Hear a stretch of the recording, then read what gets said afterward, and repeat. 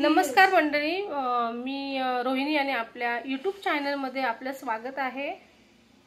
आम्ही उद्या केलंबा देवीला चाललो आहे।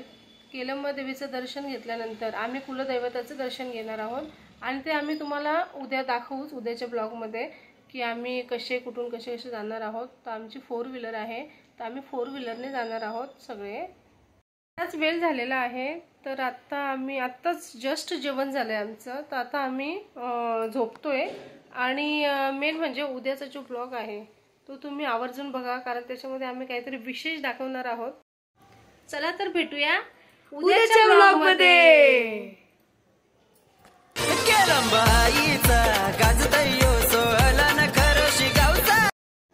सकाळ सकाळ झाडू मारून घेतला पटापट पहिले, आणि त्यानंतर मी भांडी वगैरे जी आवरायची होती ती सगळी आवरून घेतली, कारण खूपच भांड्यांचा पण पसारा पडलेला होता। आम्ही काही तासातच आता केलंबा देवीला निघणार आहोत, तर त्यामुळे आम्ही बाहेर खायला लागेल, त्यामुळे पनीर चिली आणि भाकरी करून घेणार आहोत।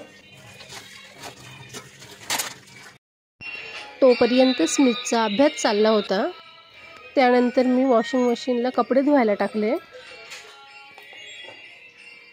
आता आम्ही केलंबा देवीला निघतोय, तिकडे उतरलो की आम्ही तुम्हाला दाखवतो।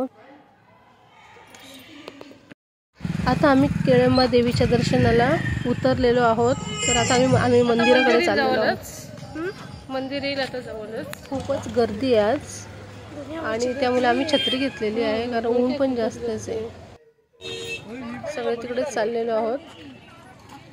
खूप दुकानं वगैरे अशी म्हणजे भरपूर दुकानं वगैरे पण आहेत, जिथे खाऊ वगैरे असं भरपूर मिळतो, किंवा भरपूर मोठी जत्रा असते। मेन म्हणजे इथे करंद, कोंफाळ, रताळी हे सर्व इथं पीक घेतलं जातं, त्यामुळे स्वस्त दरामध्ये मिळतं। इथे सर्व लोक इथून घेऊन जातात करंद वगैरे।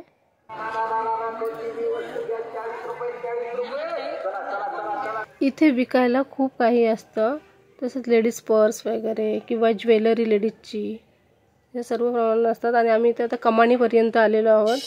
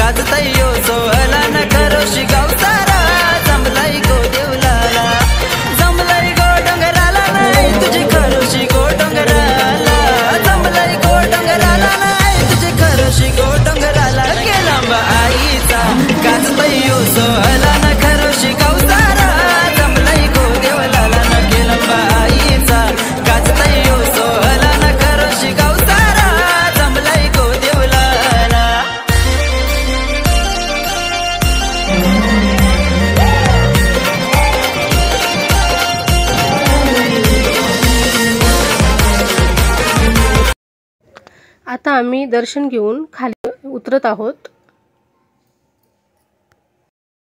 केलंबा देवीच्या मी चाललो।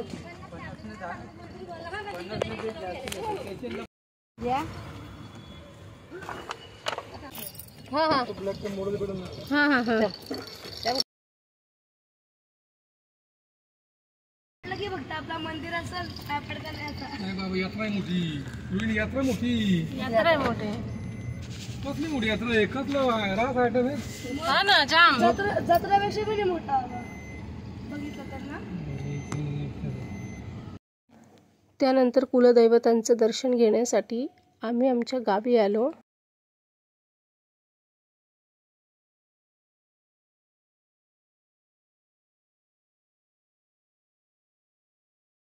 कालचा व्हिडिओ तुम्हाला कसा वाटला हे कमेंट करायला विसरू नका। व्हिडिओ आवडला असेल तर व्हिडिओला लाईक, शेअर, सबस्क्राईब करा। भेटूया पुढच्या ब्लॉगमध्ये, तोपर्यंत तुमची काळजी घ्या।